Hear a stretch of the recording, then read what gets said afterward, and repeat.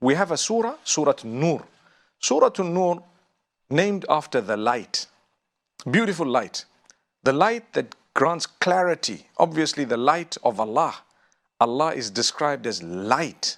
So it's a beautiful light mentioned in this beautiful surah, but at the same time it starts off with mention of adultery and the punishment for it.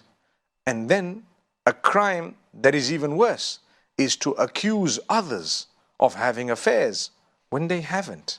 To accuse others of committing adultery when they haven't. You may have seen someone talking.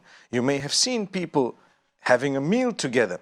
You may have seen them doing something, but you cannot conclude that the two are having an affair.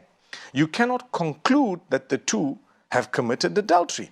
And if you were to make that accusation, then Allah Almighty says that is one of the worst things you could ever do.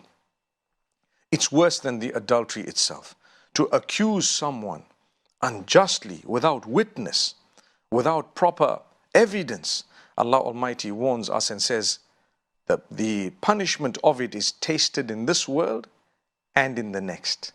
So if we look at Surah An-Nur, Allah Almighty says, those who accuse the chaste women, وَالَّذِينَ يَرْمُونَ الْمُحْصَنَاتِ. Verse number 4 of Surah An-Nur, those who accuse the chaste women and do not present evidence of that accusation of adultery or fornication, they should be punished. They should be punished severely.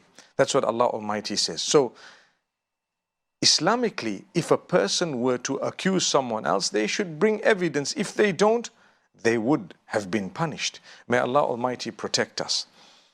This shows us how important it is to protect our tongues from uttering words that are unacceptable.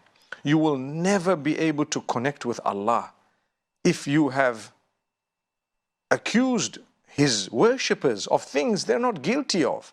Even if it's not adultery and fornication. This is probably one of the worst examples, but it's given in the Quran, which means one of the worst things that could have happened.